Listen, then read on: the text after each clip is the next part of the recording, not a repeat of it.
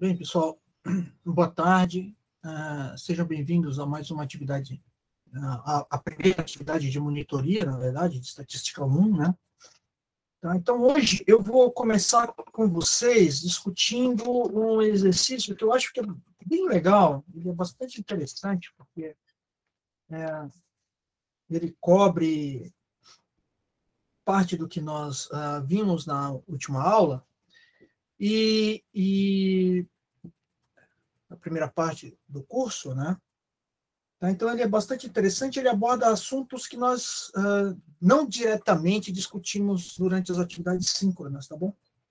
Bem, vocês estão me ouvindo? Então, eu vou fazer um Sim, pedido. professor. Sim. Eu vou fazer um pedido para vocês. Eventualmente, eu posso cair, como aconteceu no integral e também aconteceu no noturno, porque a conexão oscilou e eu caí, tá? Se isso acontecer aqui, e eu não perceber, obviamente, né, vai demorar um pouco, eu peço que vocês não interrompam a gravação, porque a toma do integral eu vou ter que disponibilizar 2 gravações, tá? Então, com certeza, eu vou voltar, ok? Bem, tendo dito isto, vamos para o nosso compartilhamento. Tá? Eu vou fazer várias vezes a pergunta se estão entendendo. Quando eu compartilho, eu faço questão de avisar sempre que eu não consigo ver o chat, então, por favor, abra o microfone, ok? Qualquer dúvida, vocês também podem perguntar. É da lista 1, tá? O exercício que eu quero discutir com vocês inicialmente é o exercício 5. Esse aí que está na tela de vocês, tá? O departamento pessoal de uma certa firma fez um levantamento dos salários de 120 funcionários do setor de contabilidade, obtendo os resultados em salários mínimos, tá? Da tabela abaixo. Então, veja que a tabela abaixo, quais são as informações que eu tenho nesse problema? É o número total de funcionários e a frequência relativa, tá? E no item A, eu quero esboçar o histograma correspondente a essa distribuição de frequência em classes, em faixas de salário. Eu quero calcular, no item B, pede para calcularmos a média, a variância e o desvio padrão. Tá? O item C, o primeiro quartil e a mediana. Tá? Então, pelo item A, eu preciso ampliar essa tabela para incluir a densidade de frequência. Pelo item B, eu preciso ampliar essa tabela para incluir não somente para incluir o ponto médio das classes. Sem esses valores, eu não consigo calcular a média, a variância e, consequentemente, o desvio padrão. Tá? Sem o histograma, sem a densidade de frequência, eu não consigo construir o histograma que nos permita calcular os quartis, né? O primeiro quartil e a mediana, de forma aproximada. Tá? E aí, consequentemente, eu não consigo responder os itens C e D. E aí a gente vai ter um passo para discussão desse exercício bastante interessante. Tá? Então, primeiro passo, consequentemente, é ampliar essa tabela. Uma observação, se vocês olharem atentamente para as faixas de salário, elas não são de mesma amplitude. Né? A última não é. Né? A primeira faixa tem amplitude 2, a segunda faixa tem amplitude 2, a terceira faixa tem amplitude 2, mas a quarta faixa tem amplitude 4. Então, isso é importante que seja levado em consideração. Tá legal? Então, eu espero que vocês consigam abrir aí a lista 1, o exercício 5 da lista 1. Tá? Então, vamos começar esse exercício ampliando a tabela. Alguma dúvida até aqui, pessoal? Alguma observação de vocês até aqui? Acho que não, professor. Tá bom. Então, vamos lá. Eu vou parar o compartilhamento. Tá? Então, copie a lousa. Eu vou parar esse tipo de apresentação. Vou compartilhar a tela inteira, porque assim eu consigo mudar, mas aí eu não consigo ver. Então, eu vou perguntar para vocês se vocês já estão vendo a lousa.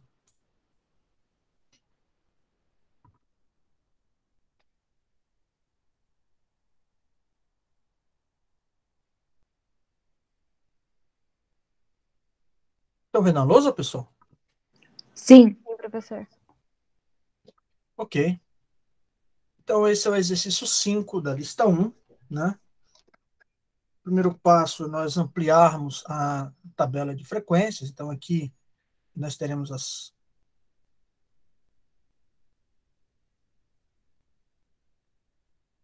faixa salarial,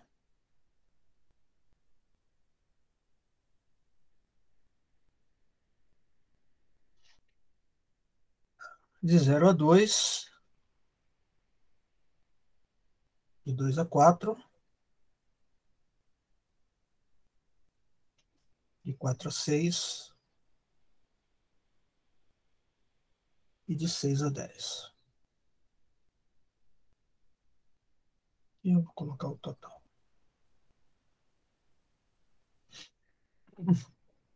Então, o primeiro passo é obter o ponto médio das classes, né? Então, XI. Então, aqui é 1, né? 3, 5. As frequências relativas nós temos já. A relativa da mesma classe já fornecida. 0,25, 0,65. Opa, não. 0,40, né, pessoal? 0,40. 0,20. 0,15. E aqui somou. Professor, Oi? desculpa, você já terminou de fazer essa parte? Não entendi a sua pergunta. É que eu não queria te interromper no meio do negócio, mas tá bom, já interrompi de qualquer forma. Eu tava fazendo a lista 1 e é uma coisa que eu sempre me confundo. Como que calcula mesmo essa parte que o senhor acabou de fazer? É que já tem, né? Já foi dado no exercício. Mas quando não dão, como que calcula mesmo? Olha, você está falando da frequência relativa? É isso? Isso. A frequência relativa é sempre a frequência absoluta sobre o total, sobre o número de observações. Ah, tá bom. Obrigada, professor. Tá? É, eu vou voltar. Com quem eu falo?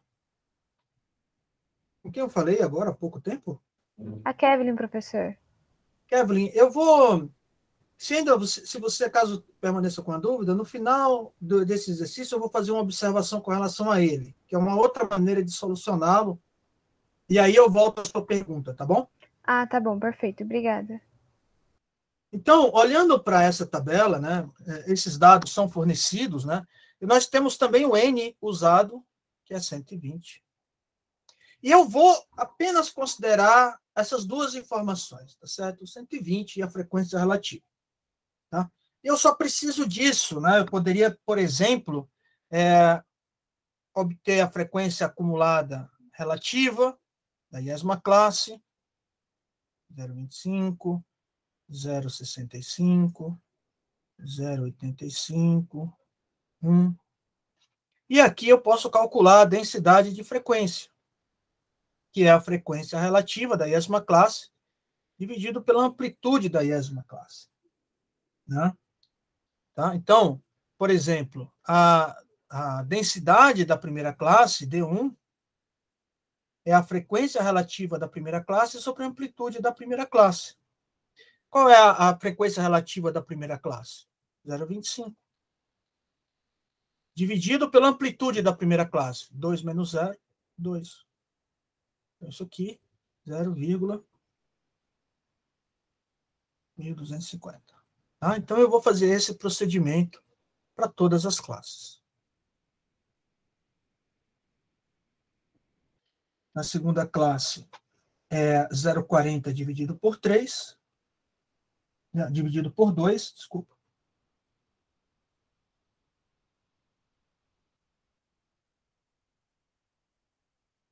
Para densidade, eu sempre considero 4 classes, tá? Para a terceira classe, é 0,20 dividido por 2. E para a última classe é 0,15 dividido por 4.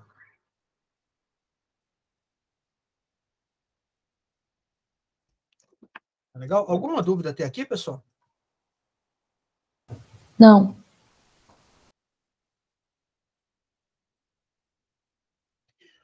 Ok. Muito bem.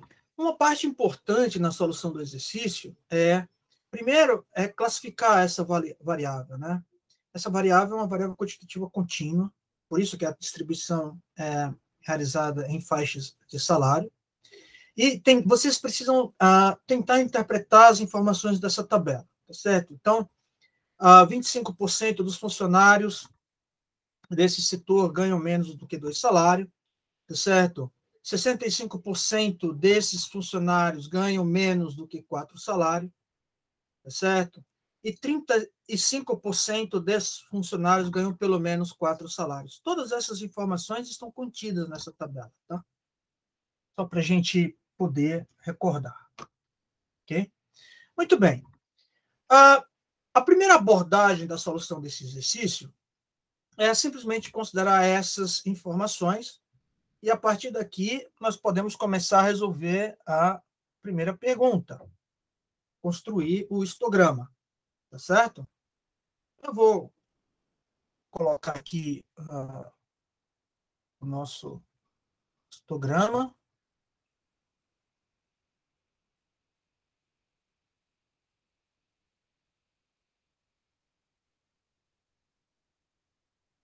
Aqui é 0, 2,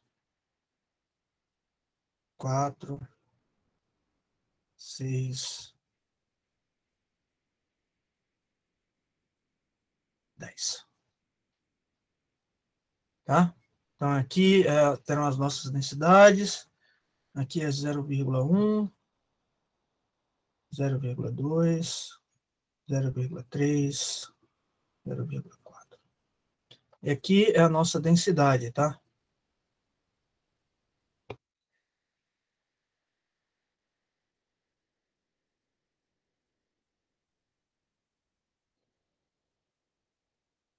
Densidade de frequência.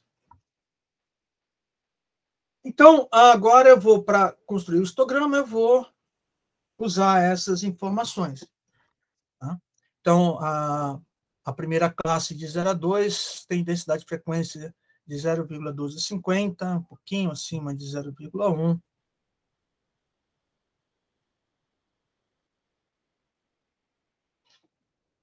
A segunda classe tem densidade 0,2.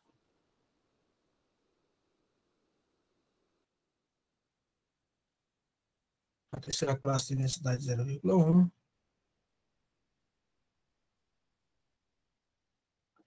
E a última classe tem uma altura de 0,0375. Aqui eu tenho 25% dos dados. Aqui eu tenho 40% nessa classe das observações. Aqui nós teremos 20%. E aqui 15%. Certo? Muito bem. Então, item A resolvido. Né? Alguma dúvida? Não. Ok. Então, vamos para o item B. Item B, eu preciso calcular a média. Né? Então, nós sabemos, aqui nós precisamos calcular a média amostral.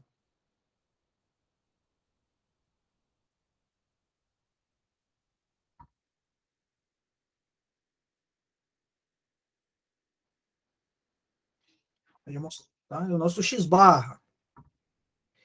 Então,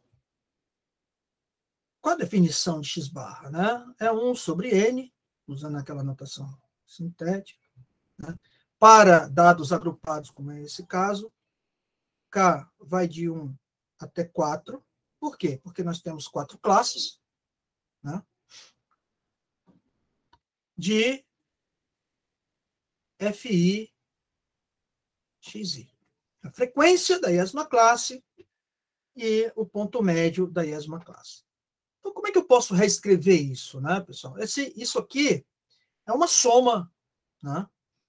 Isso aqui é um somatório, então isso aqui é como se fosse 1 sobre n, né? Que multiplica F1 x1 mais F2 x2 mais F3 x3. Tá certo? Isso aqui é um fator comum, né? Eu vou distribuir esse fator aqui dentro. Ó. Vou vir aqui e vou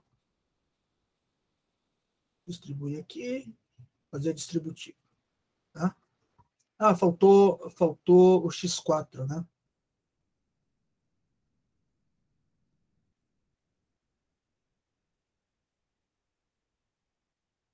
Mais. Opa.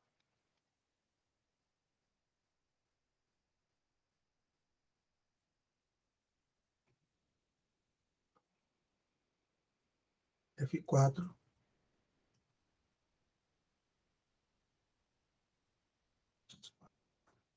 Se você fizer essa distributiva, isso é só para a gente ilustrar, isso é a mesma coisa de somatório para cá, variando de 1 até 4, de Fi sobre N, xi. Tá bom? Agora, olha para cá. Quem é Fi sobre N? É o nosso FRI, ó, a nossa frequência relativa da iésima classe. Então, eu posso reescrever isso assim. Somatório, para cá, variando de 1 até 4, de FRI, xi. E isso se torna, olhando para a nossa tabela, olha só, 0,25 vezes 1, mais 0,4 vezes 3, mais 0,2 vezes 5, mais 0,15 vezes 8. Tá? Então, isso eu posso reescrever de forma 3 vezes 0,4. Opa. 0,25 vezes 1, mais 0,4 vezes 3, mais 0,2 vezes 5, mais 8 vezes 0,15. Isso vai ser igual a 3,65. Alguma dúvida até aqui? Não. Ok. Bem, outro detalhe, né? Nós sabemos, ó, sempre, né? Se eu somar as frequências relativas, elas vão sempre serem iguais a 1, né? Então, eu só vou colocar essa observação aqui.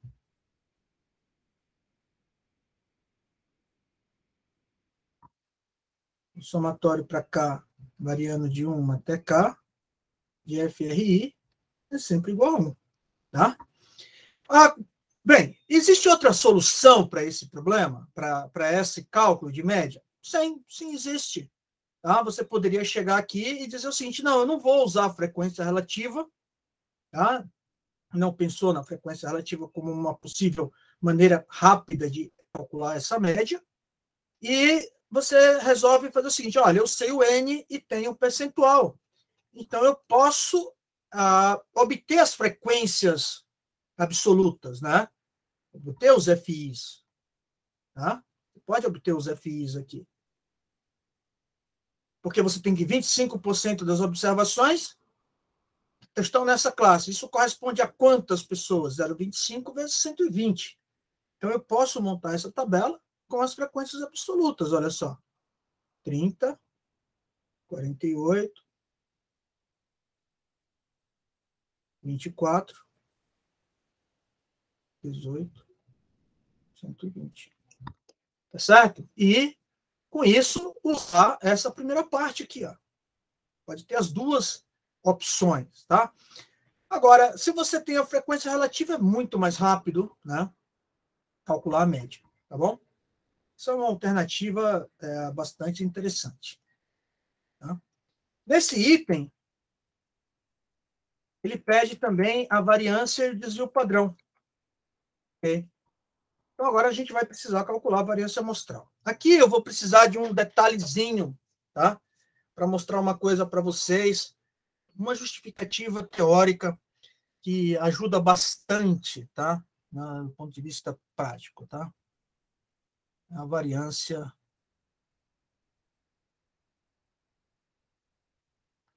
amostral.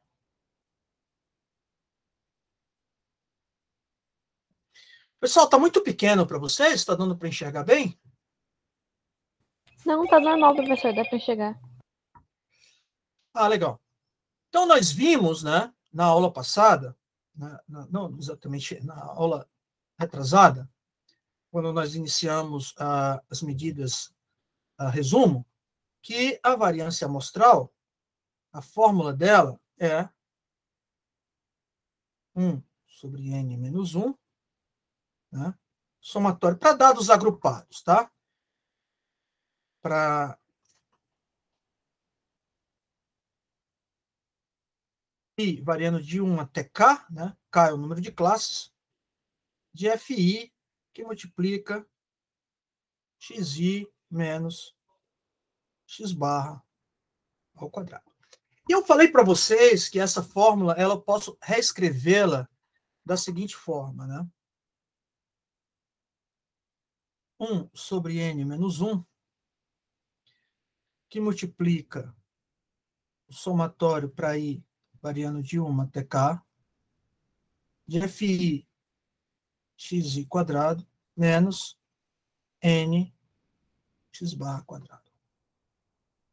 Tá? Eu falei isso. Muito bem. Mas eu não tenho as frequências absolutas, tá? Eu escrevi essas frequências lá, né? Mas eu quero usar a frequência relativa. Então, como é que eu posso reescrever essa fórmula? Tá certo? Usando as frequências relativas, né? Em vez das frequências absolutas. Muito bem. Para fazer isso, eu vou olhar para essa fórmula aqui, ó.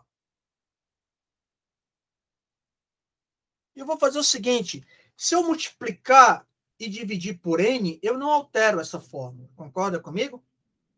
Então, se eu reescrever o S2 agora assim, ó, n sobre n menos 1 vezes n, que multiplica o somatório para i variando de 1 até k, de fi. Opa, deixa eu... Esqueci de colocar uma coisa aqui, tá? fi xi menos x barra ao quadrado. Tá certo? Então, eu posso reescrever essa fórmula assim, ó. Aqui é como se eu tivesse, né, 1 sobre n, né? Tem 1 sobre n multiplicando aqui, né? N sobre n, se você olhar essa fórmula. Eu posso escrever isso assim. N sobre n menos 1, somatório para i variando de 1 até k, de fi sobre n, xi menos x barra ao quadrado. Alguma dúvida até aqui, pessoal? Não. Ok. Então, isso aqui vai ficar n sobre n menos 1, somatório para i variando de 1 até k, de FRI. Olha o FRI aparecendo aqui, ó. xi menos x barra ao quadrado. Tá legal? Agora, como é que fica essa fórmula, né? Com relação a essa que está aqui, né? Essa fórmula eu posso reescrevê-la da seguinte forma, ó. Isso aqui vai ser igual a n sobre n menos 1, tá? E multiplica o somatório para i variando de 1 até k, de FRI xi quadrado menos x barra ao quadrado. Tá? Se transforma dessa forma. Agora, o detalhe teórico que eu preciso falar com vocês. Né? Vocês viram lá no cálculo 1 que eu tenho o limite. Né? Então, quando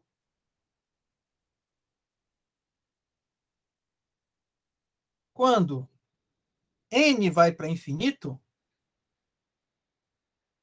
tá? Quando n vai para infinito,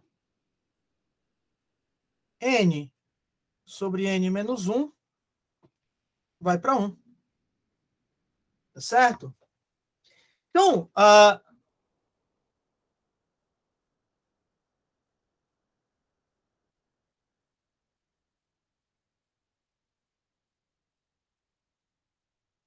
perceba que n é 120 sobre 120 menos 1. Isso aqui vai ser igual a 1,0084. Aproximadamente 1. Tá certo? Então, em geral, só quando o n é muito pequeno é que isso não acontece. Tá certo? Então, eu posso simplesmente reescrever a fórmula da variância usando a frequência relativa assim, ó. Tá? Ela se transforma simplesmente nisso aqui.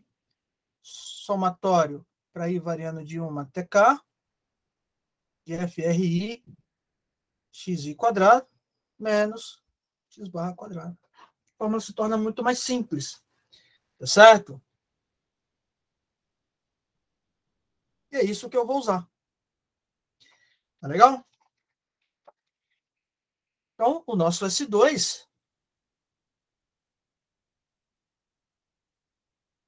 vai ser igual a 1 ao quadrado vezes 0,25, mais 3 ao quadrado vezes 0,40,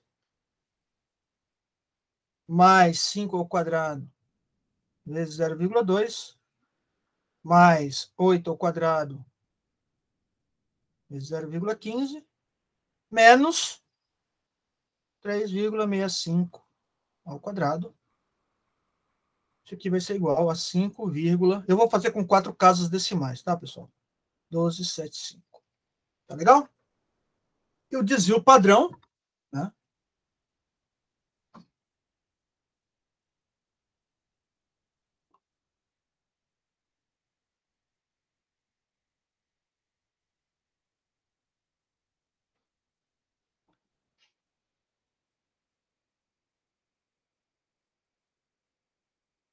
É a raiz quadrada da variância.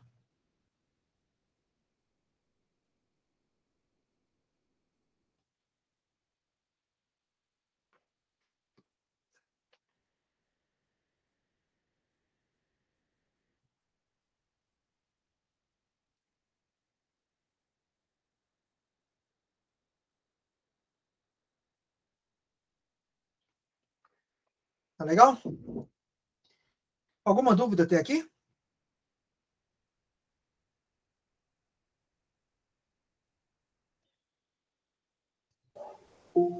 Não. Ok. E o item, o próximo item, o item C, né? Deixa eu checar aqui. O item C, eu quero o primeiro quartil e a mediana. Muito bem. Item C. Olha só, o primeiro quartil, né? A gente precisa olhar para o histograma. E o primeiro quartil deixa 25% das observações abaixo dela. Então, o primeiro quartil, obviamente, tem que ser o 2, né?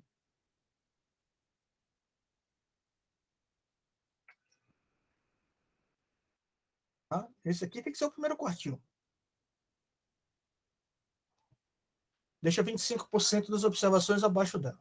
Muito bem. Então, para o Q1, ficou muito fácil. Era só inspecionar o histograma. Para a mediana, não vai ser tão simples, né? A gente vai precisar usar a regra de 3 para encontrar a mediana. Então, para isso, eu vou usar a frequência relativa acumulada. Então, até a primeira classe, que é o 25, das observações, e até a segunda classe, a classe de 2 a 4, eu tenho 65% das observações, 25 mais 40. Então, aqui a mediana está nessa classe.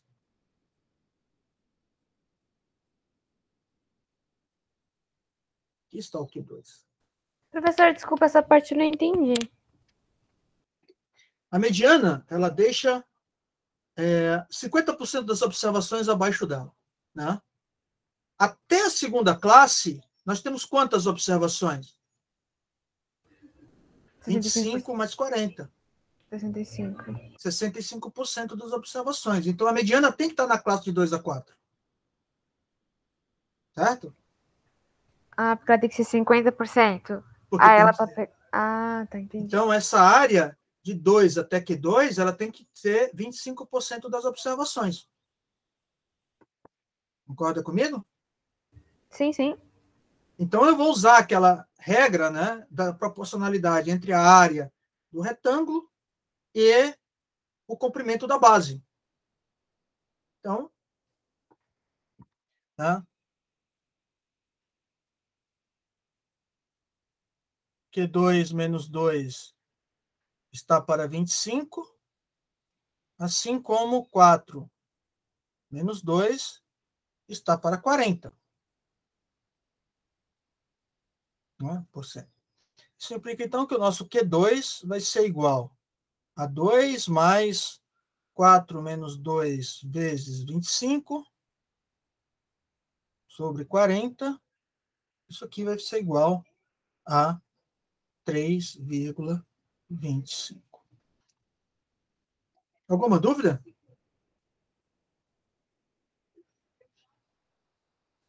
Não. Ok.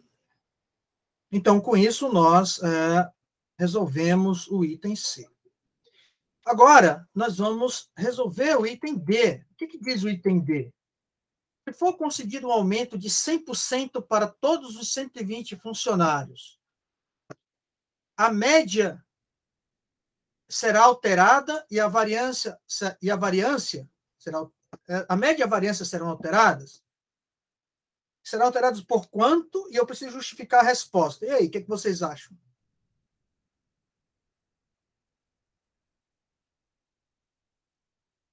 Eu não tenho ideia, professor. Não, mas se você olhar para a tabela, o que significa eu dar um aumento de 100% a todos os funcionários? Olhando para essa tabela. O que significa isso?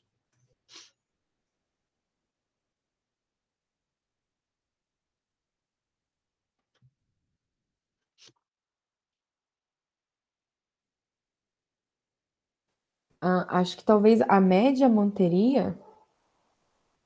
Não. Antes de. Não, a média não se mantém.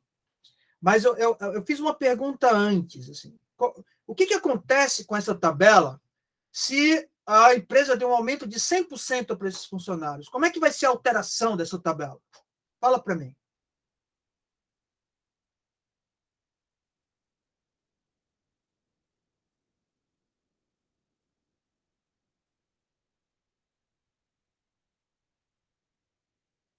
Primeira coisa, acho que tem uma pergunta antes, né? Não sei se é claro para todo mundo o que é um aumento de 100% nos salários desses funcionários. Todo mundo entende o que é um aumento de 100%?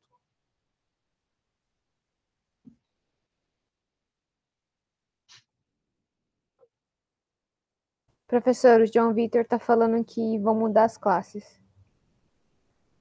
João Vitor, por favor, abra o microfone, porque quando eu compartilho, nesse modo de compartilhamento, eu não consigo ver o chat. Tá? E se eu compartilho de outra forma, eu tenho que ficar toda hora parando o compartilhamento e recompartilhando. Então, é legal se vocês puderem abrir o microfone. Aliás, eu tive uma experiência muito boa no semestre passado com uma aluna que ela estava sempre com a câmera aberta e ela altamente participativa, ela tornava os encontros síncronos muito próximo do que seria um encontro presencial. Tá? Por quê? Porque há participação. Tá legal? Então, a participação de vocês é muito importante para o dinamismo do encontro. Ele falou assim que tá sem microfone, professor. Tá. Não, mas isso é para todos, tá? Para todos que estão assistindo. Muito bem. O que significa? Tá bom, eu concordo que vai mudar as classes, mas vai mudar para quanto? Já dá para saber. O dobro, não? Tá, então me diz como é que seriam as classes agora com esse aumento de 100%.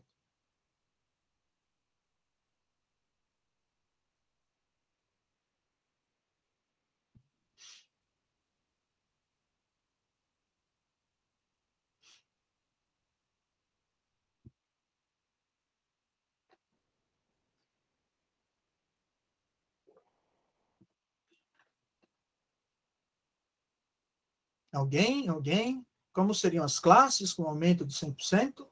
Professor, o João colocou aqui que seria de 0 a 4, 4 a 8 e assim por diante. Isso, muito bem. E como, então, com essas classes, como é que ficariam os nossos pontos médios?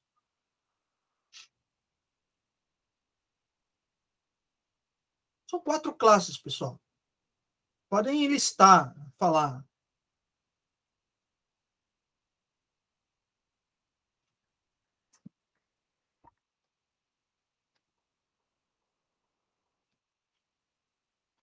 Professor, seria 2, 3, Não. depois 5? Não. 2. Próximo.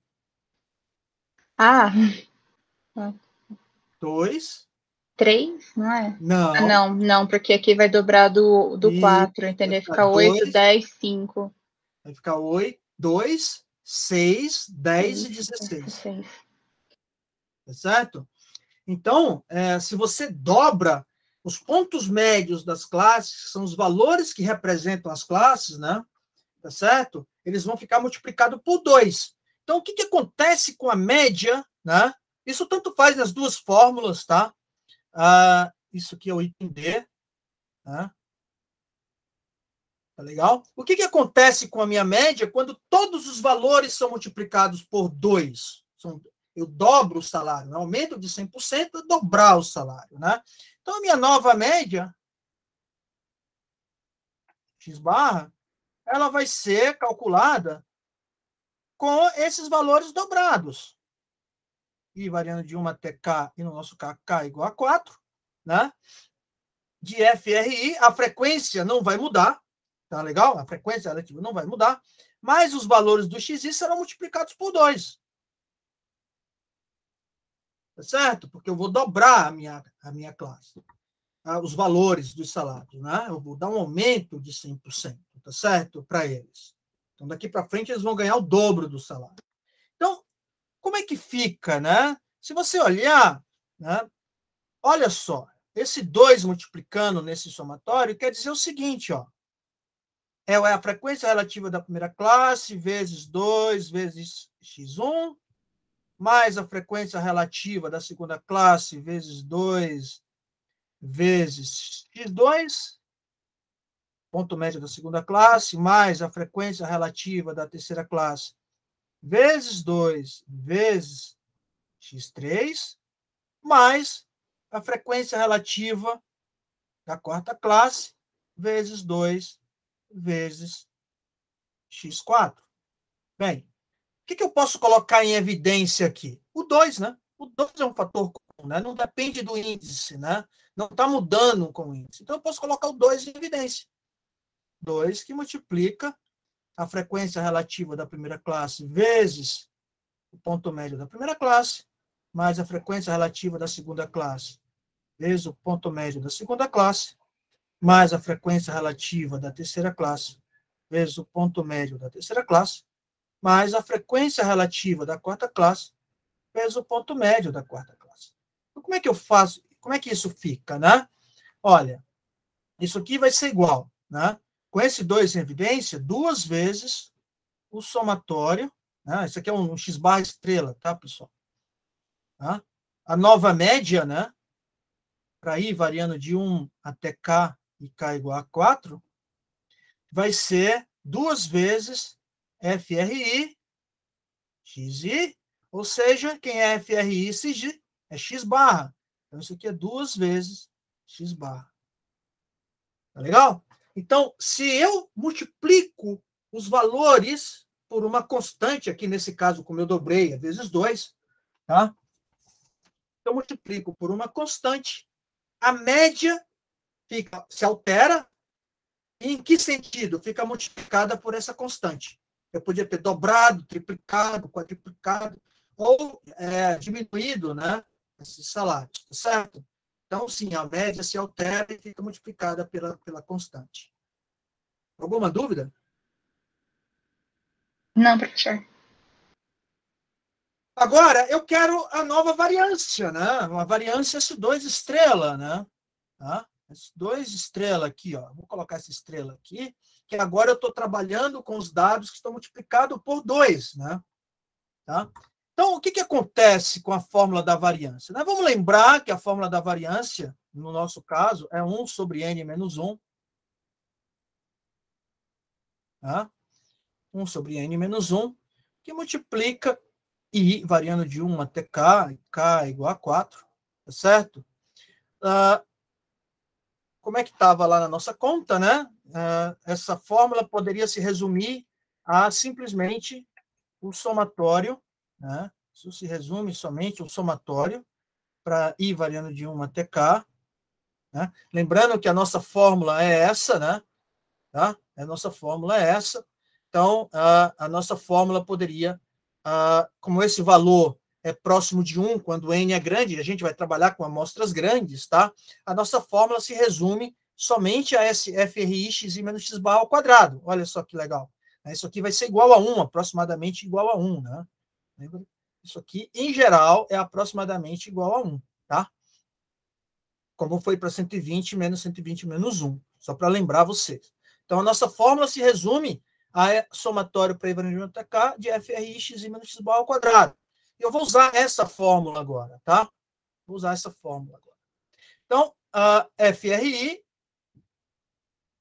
que multiplica xi menos x barra ao quadrado. Muito bem. Né? Esse xi estrela aqui, né? E a nossa média estrela aqui, né? Tá? Nossa média estrela. Muito bem, mas quem é o xi estrela, né? É exatamente 2 vezes xi e a média estrela é 2 vezes x barra. Então, eu posso escrever isso da seguinte maneira. Somatório para I variando de 1 até K, né? Nosso K é 4, de FRI, que multiplica, né? Quem é o nosso xi estrela? É 2 vezes o xi. Lembra que eu estou dando um aumento de 100%. Menos 2 vezes x barra, o nosso x barra estrela, e tudo isso ao quadrado. Tá legal? Olha, então eu posso colocar aqui o 2 em evidência, não posso? Então eu posso reescrever isso assim, né? Somatório para I variando de 1 até K, da frequência relativa, que multiplica, olha só, 2 vezes xi menos x barra ao quadrado. Opa, desculpa, pessoal. É aqui fora. Tá certo? Então, o que acontece, né? Olha só, esse 2 está ao quadrado. Então, eu posso reescrever isso assim, ó. Tá? Agora eu vou escrever de forma mais resumida, tá? Esse 2 sai ao quadrado. Eu posso colocar esse 2 ao quadrado em evidência. Somatório para I variando de 1 até K, de FRI, xi menos x barra ao quadrado. Então, quem é isso aqui? Isso aqui é 2 ao quadrado, vezes o nosso S2, olha só. Então, se eu dou um aumento, né, a variância, ela se altera, ela fica multiplicada pela constante ao quadrado. No nosso caso, como nós estamos dobrando o salário, fica vezes 4. E o desvio padrão fica o dobro do desvio padrão. Alguma dúvida, pessoal? Até aqui?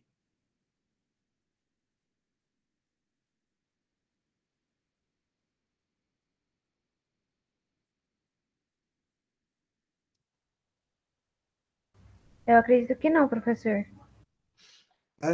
Eu também espero que não, né? Tá legal? Alguma dúvida? Tá? Acho que aqui não tem dúvida, né? Ficou bem simples. Caso tenham dúvidas, por favor, podem perguntar, tá? Eu não tenho problema nenhum em responder dúvidas. E uma questão bastante interessante é que, às vezes, né, a gente acha que a nossa dúvida ela não é uma dúvida assim tão importante, e toda dúvida é importante, tá, pessoal? Toda dúvida é importante. Talvez um colega seu esteja com a mesma dúvida que você. Tá legal? Então, pode perguntar e parar a atividade síncrona, tá? Para perguntar a sua dúvida. É que geralmente, pelo menos pra mim, eu fico com dúvida quando eu tô fazendo. Então, na explicação tá tudo bonitinho. É quando você vai fazer, você se atenta a coisas que você não tinha visto na explicação.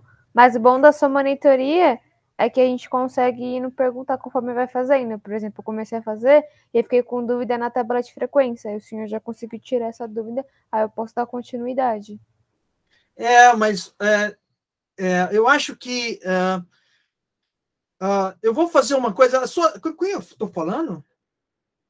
Com a Kevin, professor. Kevin, olha, eu acho que isso acontece com todo mundo, tá? Então, eu vou fazer o seguinte: é muito importante que vocês tentem os exercícios antes da monitoria, porque aí vocês vão vir para a monitoria com dúvidas, tá legal? Então, assim, isso acontece muito. E, Kevin, acontece outro detalhe, que a dúvida, às vezes, ela aparece quando o aluno vai assistir a atividade síncrona e, de repente, ele não entendeu por que agora eu coloquei, por exemplo, esse 2 apareceu aqui, entendeu? Então, ele não se atenta que eu coloquei esse 2 em evidência, então ele aparece nessa posição. Então, isso é muito importante que vocês tentem, mas podem perguntar, tá, pessoal? Bem, vamos voltar aqui para a nossa monitoria, né? E tem o item E. O item E muda um pouco a pergunta, né? Se for concedido um abono de 2 salários mínimos para todos os funcionários, a média será alterada? A variância e a mediana? Tá certo?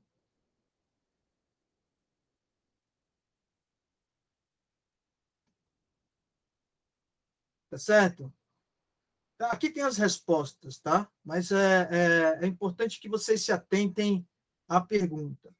Agora eu vou dar um abono de 2 salários, eu vou somar uma constante, né? E nessa constante agora são 2 salários, né? A cada salário desse setor, dessa empresa. Tá? Então, como é que fica a nossa média? Né? Isso aqui é o item E. Né? Tá? Então, o abono, né, é obter um novo XI estrela, né, que vai ser o XI mais o abono.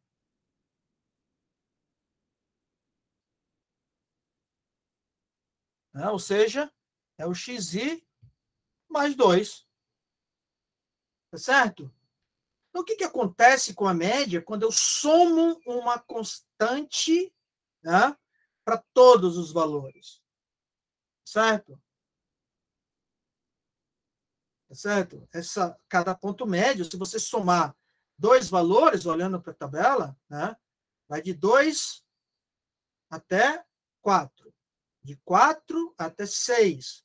De 6 a 8. De 8 a 12. Então, se você faz assim de 2 a 4, é você somar 2 aqui, né? Vai ficar 3, 5, 7 e 10. Tudo bem? Isso que acontece quando você dá um abono, quando eu olho para os dados da tabela. Então, como é que fica a nossa nova média, né? Nosso novo x barra, que eu vou chamar de x barra estrela novamente, tá bom? Então, isso aqui vai ser 1 sobre n, né? Somatório para i, né? Variando de 1 até k, de x estrela. Ok? Então, Isso aqui vai ser igual a... Eu estou fazendo geral, mas vale para esse caso bem específico, tá? Não precisa... Vocês podem fazer a conta e vai dar exatamente o valor que eu vou mostrar aqui do ponto de vista teórico. Então, isso aqui vai ficar 1 sobre N, somatório para I variando de 1 até K. Quem é o nosso XI? XI estrela é XI mais 2. Tá certo? Eu vou somar cada XI desses. Peraí, faltou uma coisa aqui, né? Peraí, deixa eu apagar que faltou uma coisa aqui, tá, pessoal? Deixa eu apagar isso aqui. A gente está fazendo em termos da frequência relativa, né?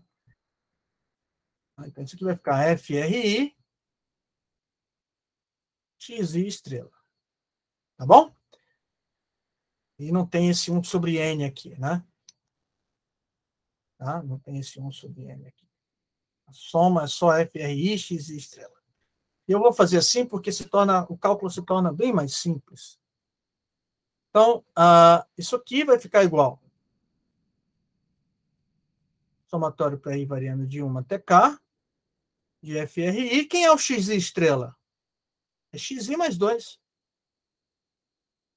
Tá? Então, nós podemos fazer o seguinte, eu vou distribuir isso aqui, somatório para I, vou distribuir a frequência, ou seja, eu vou multiplicar, fazer a distributiva, né? Isso aqui vai ser somatório de 1 até K, que multiplica FRI XI, mais 2 vezes o FRI. Bem, agora eu vou distribuir o somatório aqui dentro, olha só. Isso aqui vai ser igual, somatório para I variando de 1 até K, de FRI XI, esse X aqui, mais o somatório para I variando de 1 até K, 2 vezes a frequência relativa. Ok? Bem, eu posso... Quem é isso que está aqui, pessoal? Olha só. É o nosso X barra. Olha só o nosso X barra aparecendo aqui, ó. Olha só o nosso X barra aqui. Tá? Então, X barra mais... Lembra que eu vou colocar esse 2 em evidência? 2 vezes o somatório para I variando de 1 até K e FRI. E lembra que eu falei que essa soma, né, esse somatório das frequências relativas, em todas as classes, ela é sempre igual a 1. Então, isso vai ser X barra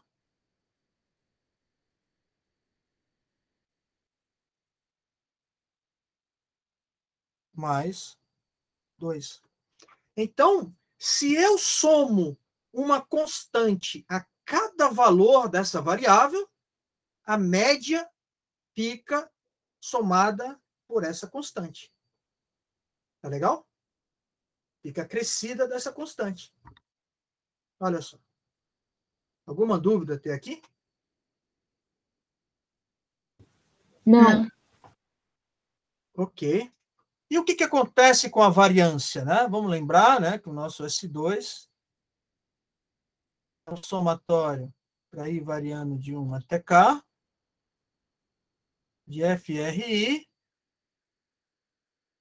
S2 estrela, né?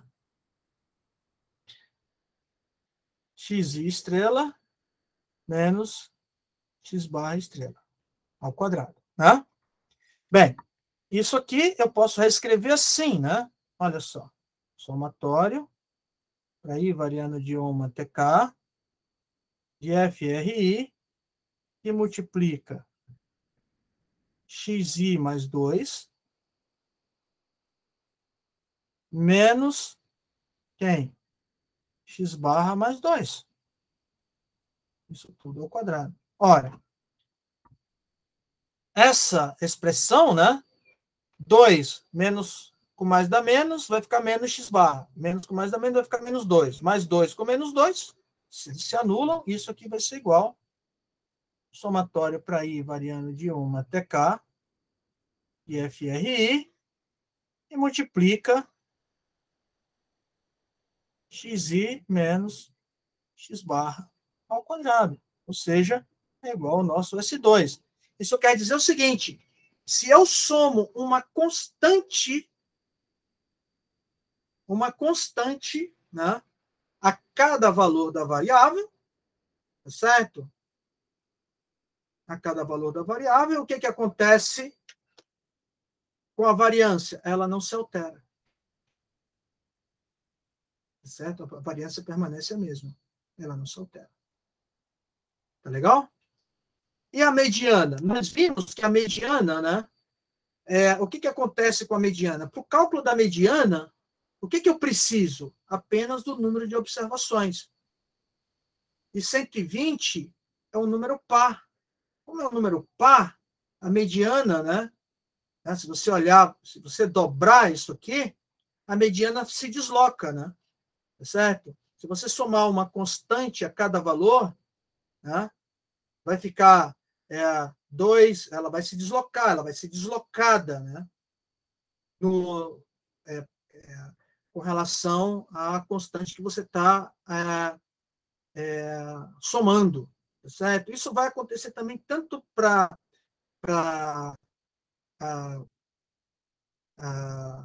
e se você olhar, ela vai continuar sendo, ela vai se deslocar, mas vai continuar sendo o ponto médio dos valores das estatísticas de ordem que está na posição n sobre 2, nesse caso, 60 e 61. Tá?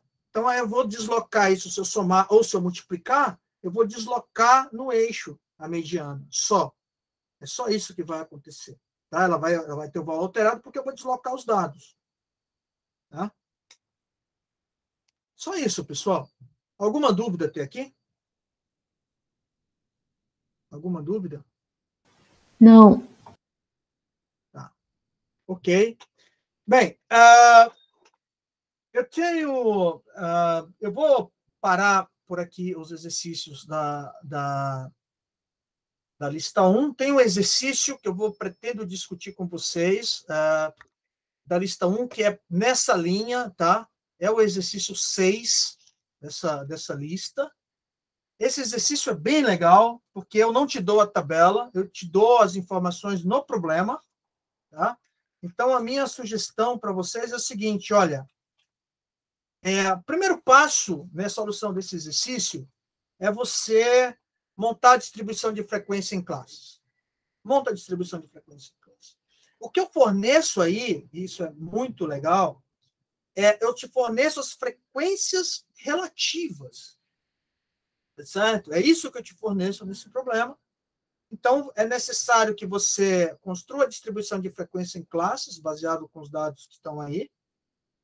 Tá? Um detalhe interessante é que essa distribuição, ela não tem, as classes não têm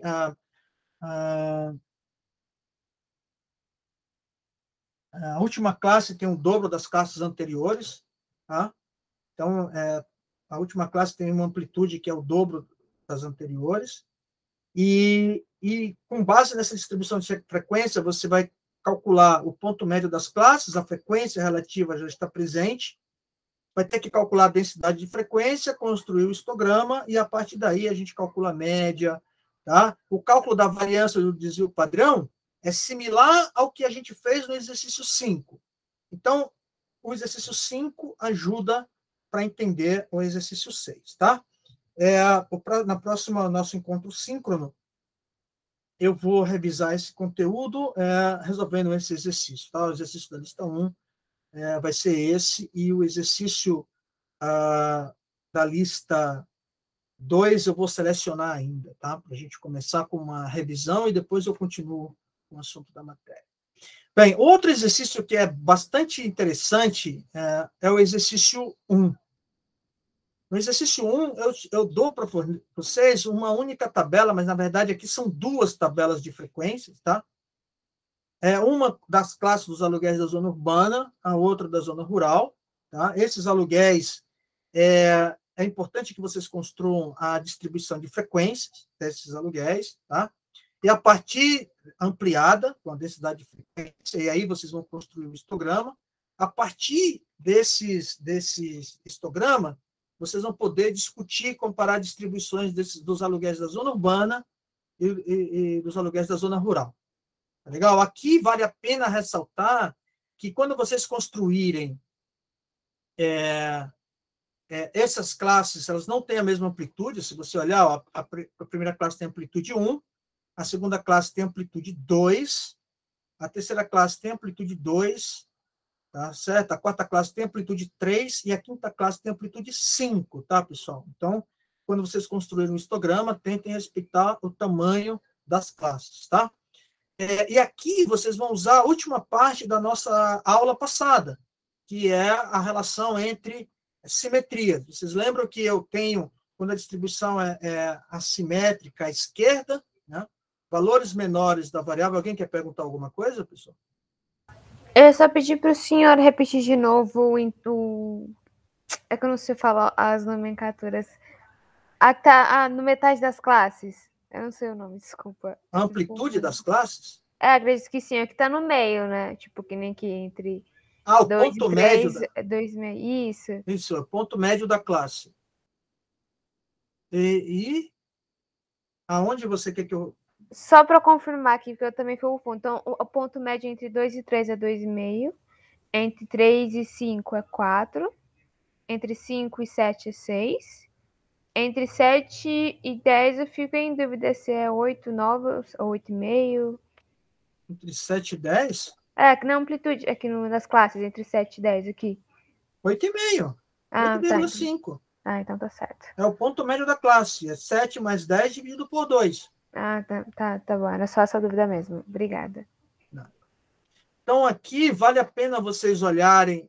Aqui, a resposta do item B depende de como você está enxergando a distribuição desses aluguéis, tá certo? Principalmente com relação à simetria das distribuições desses aluguéis, tá certo? Então, só para a gente recordar um pouco, né, a simetria esquerda ou negativa, os valores menores da variável ocorrem com frequência menor do que valores maiores da variável. Quando a simetria é à direita, tá, ou positiva, né, a simetria esquerda ou negativa, e a simetria direita ou positiva, valores menores da variável ocorrem com frequência maior do que valores maiores da variável. Então, nesse sentido que vale a pena vocês trabalharem a interpretação, tá? Olhar para o histograma. Se tem alguma dúvida, tá? Calcula o coeficiente de assimetria de Boole para ver. Tá certo? Então, dá uma olhada na frequência acumulada das classes e a frequência relativa acumulada para você ver onde estão concentrados o maior percentual desses alunos. Tá certo? Então, esse exercício 1 vale bastante a pena vocês darem uma olhada. Tá? E aí discutimos esses exercícios, e eu vou dar uma sugestão para vocês. No exercício 2, o primeiro passo é ordenar esses dados, certo? Ordena esses valores, certo? E aí calcula a média, desvio padrão, certo? Desses valores, tá? Então, isso a gente já fez na sala de aula, está no vídeo da aula 1. O primeiro exemplo, que nós fizemos 2 exemplos desse tipo de exercício. O primeiro exemplo é aquele de idades, lembra que eu coloquei o 67. O segundo exemplo está resolvido na própria slide da aula. Então, é seguir aqueles passos, a mediana, né, a média simples, né, o desvio padrão, você vai usar a fórmula 1 sobre n menos 1, somatório. Pode ser que não bata, porque existe uma diferença em se dividir por n e dividir por n menos 1, tá? Mas divide por n menos 1, que é o que vocês vão mais utilizar do ponto de vista prático. Alguma dúvida em algum exercício, pessoal, daqui?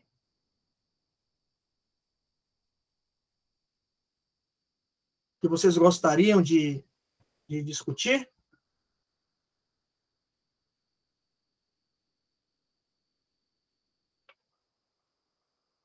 Acho que não, professor. Levantou.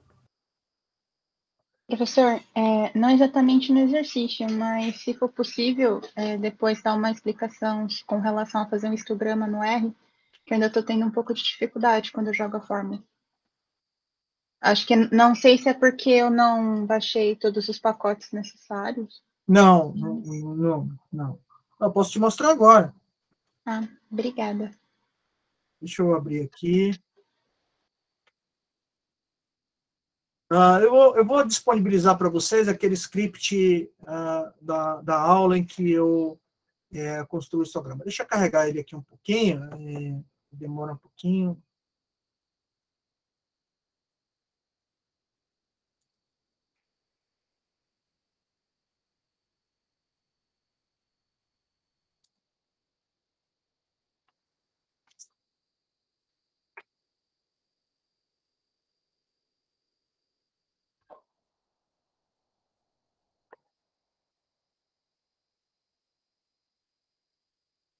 Carregou.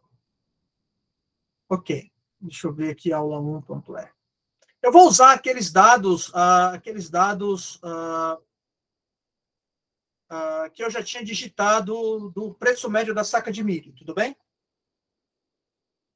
Tudo bem. Tá? E tem duas formas de você construir o histograma. Primeiro é o seguinte, eu tenho um exercício e eu tenho os dados, como aquele preço médio da saca de milho que está aqui. Então, a primeira coisa que eu preciso fazer é guardar esses dados, né? Eu vou construir um vetor, né, com essas observações, tá? Essa variável. Eu vou atribuir esse vetor a um... Você está conseguindo enxergar, não? Estou sim, professor. Eu vou guardar isso num objeto que eu vou chamar de PM, tá? PM é para representar o preço médio de comercialização, tá certo? Então, uma vez que para digitar o vetor, você tem que colocar essa letrinha C de concatenar, tá? C, abre parênteses, né? E os valores são separados por vírgula, tá? Precisa ter espaço ou não, tá certo? Bem, uma vez que você digitou esses dados, você vai executar. Tá? Então, eu criei um objeto, se você olhar aqui no canto superior direito, eu criei um objeto chamado PM, tá? Esse objeto, olha, é um numérico e tem comprimento de 1 a 40, que é o tamanho do meu vetor. Tudo bem? Sim. Tá. Primeiro, uma vez feito isso, e como o exercício dizia que eu precisava construir classes de 6, a partir de 6, de 0,4 e 0,4, e o valor máximo era 8,3, então eu vou construir classes de 6 até 8,4, de 0,4 a 0,4, como o exercício pediu. Certo? Então, eu posso construir primeiro a distribuição de frequência, tá? Aqui, e vou construir o histograma usando aqueles intervalos que eu construí. Bem, o primeiro passo é a função ist. A função ist do histograma era do pacote básico do R. Então, você não precisa instalar nenhum pacote, tá, para a construção do histograma. Então, a primeira coisa que eu vou fazer é ist do quê? Né? Do meu objeto PM. Tá? Eu sempre uso densidade de frequência, então eu vou colocar prob igual a T, que é true, né? Vai aí construir as densidades. Tá? Os breaks são aqueles que eu construí, com as classes de 6 até 8,4, de 0,4 a 0,4, são essas classes aqui. Tá? Quando eu rodo isso, ó, só que quando eu rodo, ele não me mostra. Eu ver o que eu construí, eu seleciono o objeto e executo, ele vai me mostrar aqui embaixo. Certo? Tá? Uhum. Aí eu vou colocar os labels, né? O YLab, que são os labels, os rótulos do eixo das abscissas, do eixo das ordenadas. Eu não quero o título principal. Eu vou colocar right igual a false, porque eu quero que fique... Aqui, eu estou dizendo o seguinte, eu vou fechar o intervalo à direita? Não, eu não quero que ele feche o intervalo à direita. Tá? Eu quero esse intervalo que está aqui embaixo, como eu construí nas classes, tá certo? Fechado à esquerda e aberto à direita. Tá? Então, por isso que eu vou colocar right igual a false. Bem, eu quero borda, né, nos retângulos, tá? Então, aqui eu estou definindo uma cor, né? eu estou colocando alguns limites e eu não quero eixo. Por quê? Porque quem vai determinar os eixos sou eu. Tá? Então, o eixo 1, que é o eixo das abscissas, eu quero que ele coloque os meus intervalos de classe. Né? Tá? Isso aqui, como eu estou... se eu rodar simplesmente isso aqui, ele vai construir o histograma. Você está vendo aqui? Ele colocou os rótulos dos eixos, na ordenada e das abscissas, mas ele não colocou os valores da densidade, nem o valor, nem as classes no eixo das abscissas. Percebeu? Sim. Quem vai determinar isso sou eu. Então, eu vou querer que ele coloque no eixo das abscissas, que eu estou especificando como eixo 1, é sempre o eixo das abscissas. Os meus intervalos de classe, tá? Os breaks, olha só. Agora ele colocou os meus intervalos de classe. Tá? E aqui no eixo das ordenadas, eu quero a densidade. Bem, só para você ter uma ideia, como eu armazenei o meu histograma nesse objeto ist.ex, sempre, se eu limpar aqui o console, eu vou limpar aqui o console, só para deixar o ist.x, se eu colocar aqui, ist.x, ele aparece aqui no canto superior direito. Tá vendo? Ele é uma lista que tem 6 objetos. Certo. Certo? Quais são esses objetos? Eles têm os meus intervalos de classe, eles têm as frequências de cada classe, eles têm a densidade calculada e os pontos médios das classes, que é tudo o que eu preciso para construir o meu histograma, né? Tá? Então, aqui nesse DI Max, eu estou pegando o máximo da densidade, o máximo desses valores. Se eu selecionar aqui, ele vai mostrar para mim exatamente o que ele está. Ele verifica se as classes têm a mesma amplitude, olha só. Tá? Então, todos esses cálculos nós fizemos na aula. Né? Tá? Então, agora eu vou pegar o valor da densidade, eu vou precisar disso, tá? Porque eu vou usar esse valor para colocar no eixo das ordenadas. Eu vou fazer isso. Opa, eu não guardei esse objeto. Esse objeto.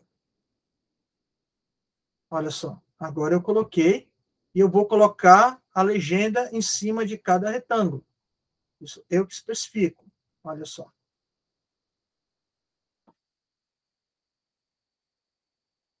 Entendi, professor. Tá?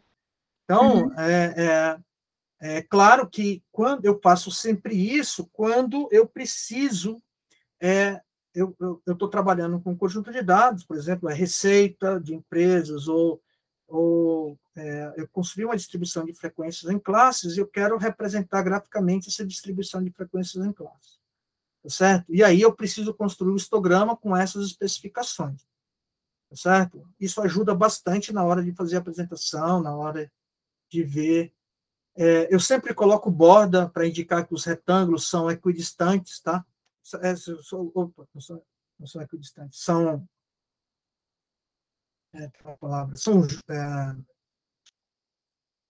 são juntos, tá? Não há separação entre esses retângulos, tá? Entre essas barras, porque se eu retiro essa borda, eu coloco borda igual a false, isso é uma coisa importante, uma observação que eu acho que eu não fiz na aula. Olha como é que fica o nosso retângulo. Parece que dá uma ideia que esses retângulos estão separados, não é? Sim, que as informações não são juntas, não são conjuntas, não são partes de um todo. Exatamente. Então, eu evito fazer...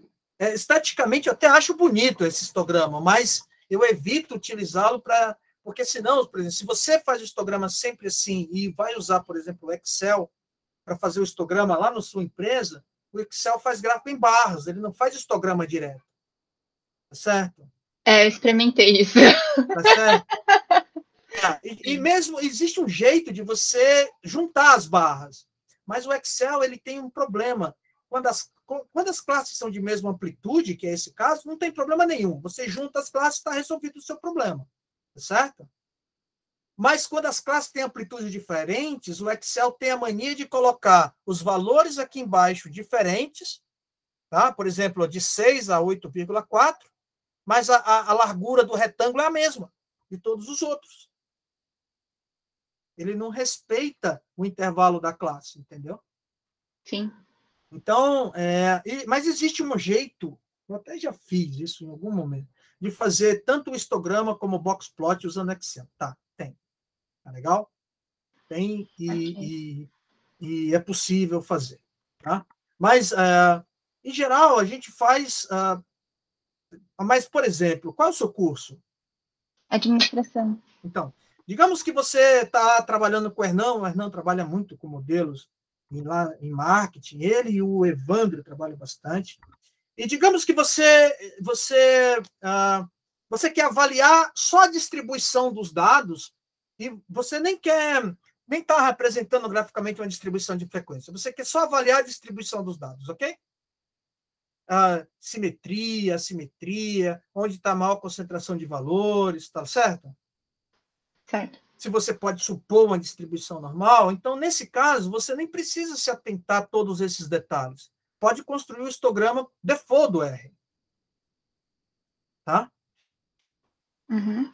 Mas se você quer representar uma distribuição de frequência que você tem no teu trabalho, aí você precisa colocar esses detalhes, que fica muito mais compreensível para quem vai ler, né, o seu trabalho. Seja na empresa, seja no TCC. Até mesmo para mim. Tá para você mesmo. Tá? É que assim, quando a gente está trabalhando com os dados, a gente fica tão familiarizado com eles que é quase natural olhar e ver, né? Mas para a pessoa que está de fora, que não teve o contato que a gente teve com os dados, para ela é super difícil, entendeu? Sim. Eu Obrigada, sei. professor. Bem, pessoal, na aula passada, então eu vou dar uma parada aqui e vou... eu deixei alguns exercícios na aula passada, não sei se vocês conseguiram ou tentaram fazer esses exercícios, tá? O exercício 2, né? Que é um exercício bastante interessante. Vocês estão vendo a apresentação, né? Sim. Então, o problema 2, ele diz o seguinte, olha, uma empresa produz peças em duas máquinas, 1 e 2, que podem apresentar desajustes com probabilidade 0,05 e 0,10, respectivamente.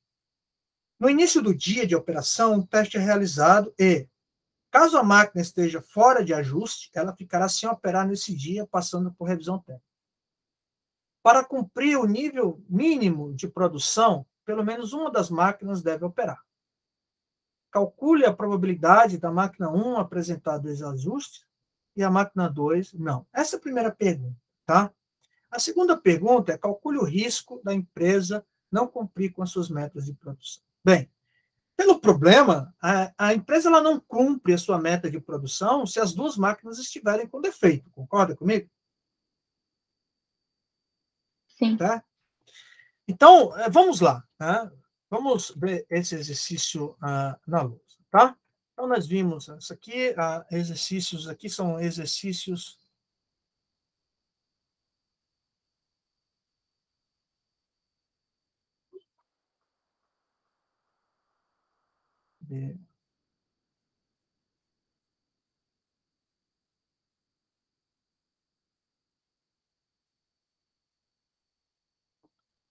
Muito bem. Exercício de probabilidade. Esse aqui é o exercício 2, tá? Da nossa transparência. O primeiro passo, pessoal, é sempre definir os eventos de interesse. Tá? Então, eu sempre começo definindo os eventos.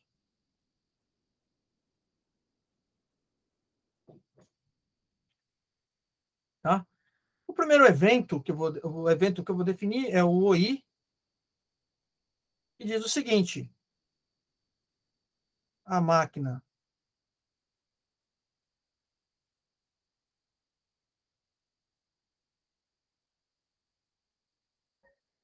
I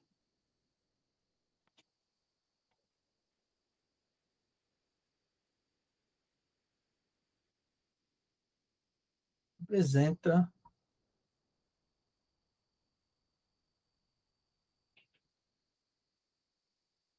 apresenta desajuste, tá? E I é igual a máquina 1, máquina 2, tá bom?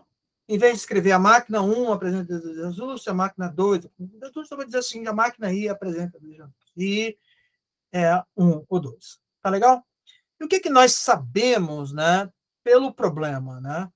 A probabilidade da a máquina 1, né, está operando, ou seja, não está operando, apresentar desajuste, né, quer dizer, não está operando, é 0,05, né? E aí a gente precisa lembrar lá da aula passada, né? Lembra da propriedade do complementar? Vamos recordar, né? Então eu vou colocar aqui, né? Peraí, antes disso, né? E a probabilidade da máquina 2 estar apresentando desajuste é 0,10. Então a gente vamos recordar, né?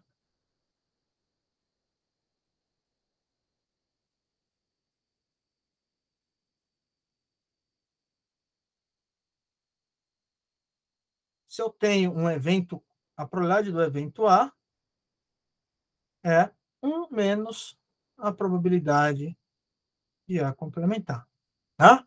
E a probabilidade de A complementar é 1 menos a probabilidade do evento A. A gente viu isso na aula passada, né? Então eu vou usar esse fato aqui. Bem, a probabilidade da máquina 1 apresentar desajuste é 0,05. Então, a probabilidade da máquina 1 não apresentar desajuste, ó, ou 1 complementar, é 1 menos a probabilidade dela apresentar desajuste. Isso aqui é 1 menos 0,05, 0,95. Tá? Tá legal? E a probabilidade da máquina 2 estar operando, né, está em perfeitas condições, está trabalhando, é 1 menos a probabilidade dela apresentar desajuste. Isso aqui é 1 menos 0,10, 0,90. E aqui não há problema, né? Bem, uma forma de olharmos para isso, né, pensando naquela árvore de possibilidades, né, é a seguinte. Bem, eu tenho aqui a máquina 1, essas máquinas, né, vamos pensar aqui no problema, né, elas trabalham, né, pelo problema, elas produzem o mesmo produto, ou seja, a mesma peça. Isso significa que essas máquinas elas trabalham independentemente umas da outra, elas não estão em sequência, né? Embora se uma apresenta desajuste, ela fica parada um tempo para entrar em ajuste, tá? Para que possam colocar ela em ajuste. Então, aqui eu tenho a máquina 1 está com desajuste ou a máquina 1 não está ajustada, tá legal? E nós temos essa probabilidade, né? Essa probabilidade aqui 0,05 e essa probabilidade aqui 0,95. Bem, se a máquina 1 está operando, a máquina 2 não está operando, a máquina 2 pode não estar operando ou a máquina 2 está operando. Certo? Está em operação. Se a máquina 1 está em operação, a máquina 2 pode não estar em operação ou a máquina 2 pode estar em operação. Tá? Nós temos aqui que a máquina 2 ela está com desajuste, ou seja, não está operando a 0,10, e a operação 0,90. Tá? 0,10, 0,90. Ok? Então, a primeira pergunta, né, desse problema é a seguinte: calcule a probabilidade da máquina 1 apresentar desajuste e a máquina 2 não? Essa é a primeira pergunta. Ou seja, eu quero calcular a probabilidade de O1 inter O2 complementar. seja, a 1 apresenta desajuste e a máquina 2 não, ela está em perfeitas condições. Aqui, pessoal, para responder esse exercício, existe um resultado, né? Vocês poderiam fazer, olha, mas essas máquinas funcionam independentemente, né? Uma das outras, tá certo? Então, isso, como elas funcionam independentemente, a probabilidade da intersecção seria o produto, então aqui vai se tornar o produto. E é verdade isso, tá? Aqui eu vou colocar uma observação que vale muito a pena vocês levarem isso em consideração. Eu pensei em demonstrar esse resultado, mas eu acho que basta enunciá-lo e vocês utilizarem. Tá? No curso de probabilidade, com certeza o professor irá demonstrar esse resultado. Qual é esse resultado? Se A e B são eventos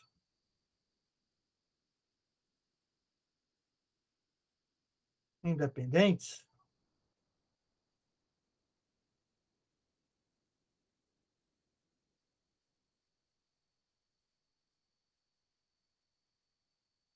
então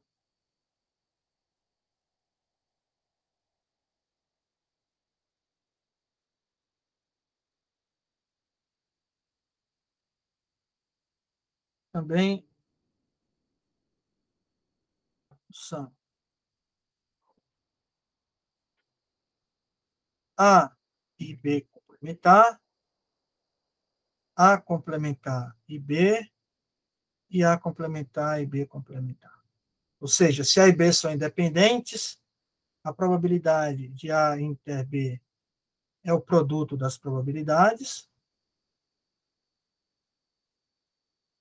A probabilidade de A inter B complementar é a probabilidade do evento A vezes a probabilidade do evento B complementar.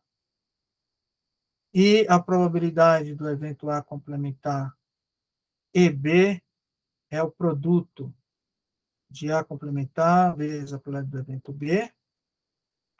E a probabilidade de A complementar e B complementar é igual à probabilidade de A complementar vezes a probabilidade de B complementar. Tá? Isso aqui é demonstrado, tá? Tudo isso é demonstrado. Mas eu não vou demonstrar aqui, não. Tá legal? Eu vou usar. Então, como as máquinas O1 e O2 trabalham independentemente umas das outras, a probabilidade da intersecção é o produto das probabilidades. Eu estou usando isso aqui, ó. P de A inter B complementar é P de A vezes P de B complementar. Então, isso aqui é a probabilidade de O1 está com desajuste, vezes a probabilidade de O2, não, a máquina 2 está trabalhando perfeitamente. Então, ou seja, isso aqui vai ser igual a máquina 1 em desajuste, 0,05, vezes a máquina 1 operando sem defeito, 0,90.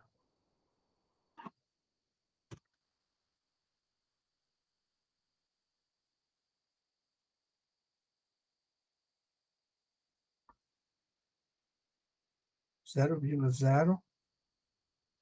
4,5%, tá? Bem, quando é que a empresa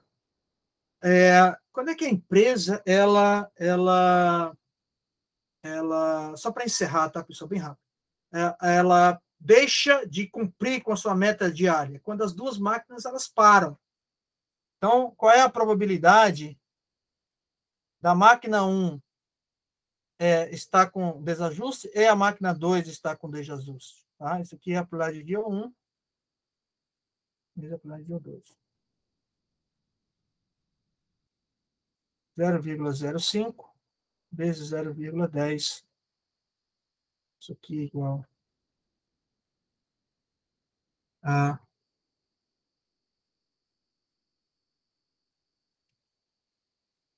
0,0050.